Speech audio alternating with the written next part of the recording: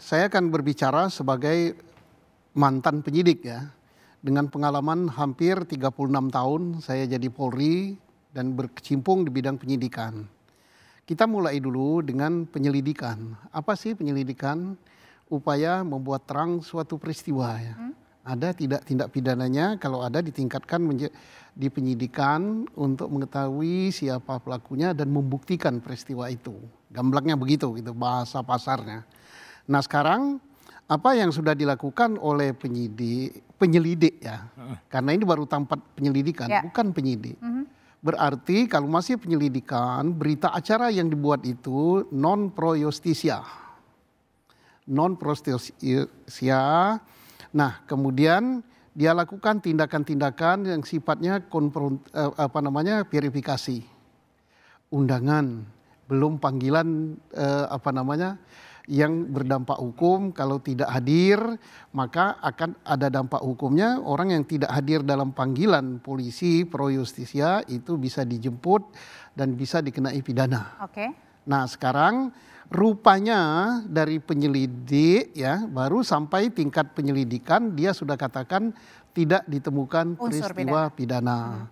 Nah ini mungkin yang menimbulkan banyak pertanyaan mengapa tidak ditingkatkan menjadi penyidikan. Nah tidak ditingkatkan menjadi penyidikan mungkin karena unsur untuk menjadikan tindak pidana tidak ada gitu kan. Sehingga penyelidikannya. Tidak ada atau tidak cukup Pak Susno? Tidak cukup. Kalau di sini tidak cukup ya. Karena apa? Saksi yang menyatakan itu tindak pidana ada. Siapa? Setidak-tidaknya saksi pelapor. Saksi melapor mengatakan itu tindak pidana pemalsuan atau menggunakan sesuatu dokumen autentik palsu. Maka diperiksalah siapa pelapor tadi. Kemudian keterangan saksi pelapor nanti dibandingkan dengan keterangan-keterangan pihak lain, terutama UGM ya. Ditanya pada UGM. Nah polisi yang datang ke situ tentunya selaku penyelidik membawa benda aslinya, ini asli tidak, kamu yang mengeluarkan apa tidak gitu kan. Setelah mungkin tidak cukup dengan itu saja, diperiksa juga prosesnya. Bisa saja barangnya asli tapi proses timbulnya itu tidak sah. Nah, maka dibuatlah proses tidak sahnya. Proses tidak sahnya apakah Pak Jokowi kuliah di situ? Nah ini dilihat dari pendaftaran.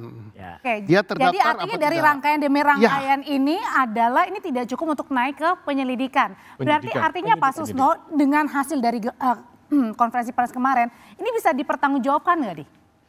Dalam hal penyelidikan bisa dipertanggungjawabkan. Dia katakan tidak cukup bukti. Mestinya dia katakan bukan tidak perlu berbicara masalah identik dengan tidak identik. Karena tidak cukup bukti itu bukan hanya hasil laborat saja.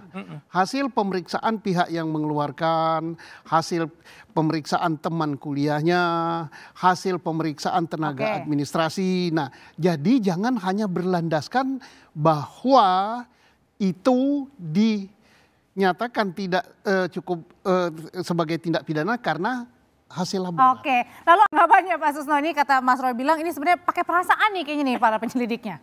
Iya bisa saja Pak Roy katakan begitu karena mungkin tidak dijelaskan oleh Pak Dirskrim bagaimana dia menyimpulkan seperti itu. Nah mestinya kalau orang laborat yang hadir di situ dia akan menjelaskan sehingga pada kesimpulan itu apa karena diraba,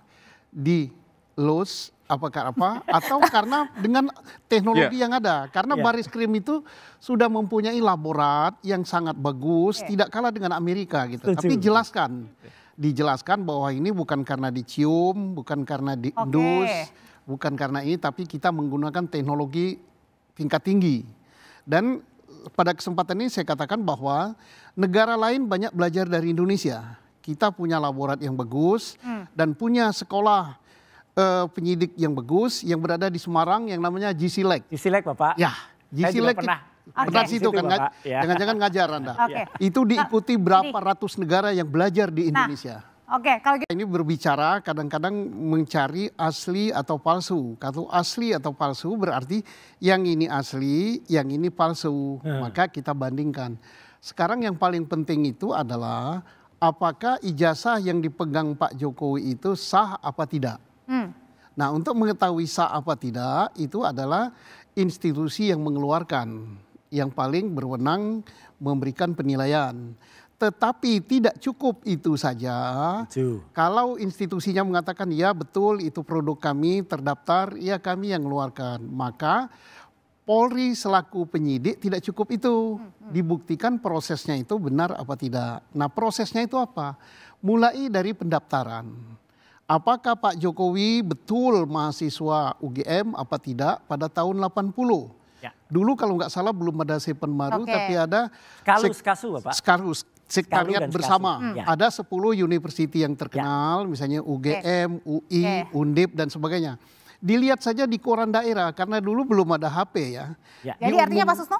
Di koran daerah itu namanya Kedaulatan Rakyat atau Bernas, karena saya pernah di Jogja juga ya.